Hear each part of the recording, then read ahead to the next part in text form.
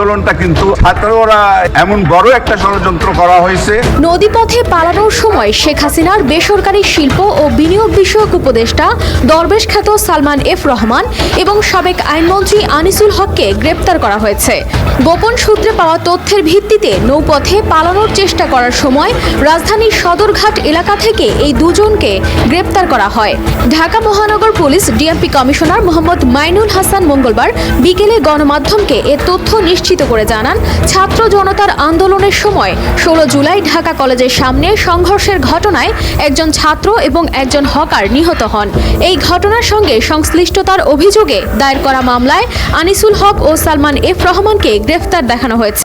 যদি কেউ আইন ভঙ্গ করে থাকে তাহলে আইন অনুযায়ী ব্যবস্থা নেওয়া হবে। আমাদের কাছে তথ্যপত্র আছে। গত 5 আগস্ট বৈষম্য বিরোধী ছাত্র আন্দোলনের চাপে প্রধানমন্ত্রী শেখ হাসিনা পদত্যাগ করে দেশ ত্যাগ করেন। এরপর থেকেই সরকারের অনেক মন্ত্রী এমপি গা ঢাকা দেন, এমনকি কেউ কেউ দেশ ছেড়েও পালিয়ে যান।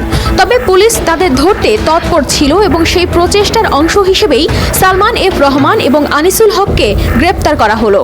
আইন তার নিজের গতিতে চলবে, কোনো রকম প্রোটেকশন কাউকে দেওয়া হবে না। সালমান এফ রহমান, যিনি ঢাকা 1 আসনের সাবেক সংসদ সদস্য এবং শিল্পপতি হিসেবে পরিচিত, ছিলেন শেখ হাসিনার বেসরকারি শিল্প ও বিনিয়োগ উপদেষ্টা। তার পাশাপাশি আনিসুল হক 2014 সালে ব্রাহ্মণবাড়িয়া 4 থেকে আওয়ামী লীগের সংসদ সদস্য নির্বাচিত হন এবং পরবর্তীতে আইনমন্ত্রীর দায়িত্ব পালন করেন। ইসলামিক ছাত্র শিবির এবং ছাত্র দলের যারা জঙ্গি তারাই এটা করেছে। শেখ হাসিনা সরকারের পতনের পর এই প্রথমবারের মতো কোনো সাবেক মন্ত্রী গ্রেপ্তার হলেন। কোটা সংস্কার আন্দোলনের পর থেকে ছাত্র জনতার অভ্যুত্থানে শেখ হাসিনার পদত্যাগের পর তার মন্ত্রিসভার সদস্যরা আত্মগোপনে রয়েছেন। এর আগে কয়েকটি মিডিয়ার দাবি ছিল সালমান এফ রহমান শেখ হাসিনার সঙ্গে দেশ ত্যাগ করেছিলেন, তবে এখন তিনি পুলিশের হাতে গ্রেপ্তার হলেন। নোবেলজয়ী ডক্টর মোহাম্মদ ইউনূসের নেতৃত্বে 8 আগস্ট অন্তর্বর্তীকালীন সরকার শপথ নেওয়ার পরই এই গ্রেপ্তারের ঘটনা ঘটে।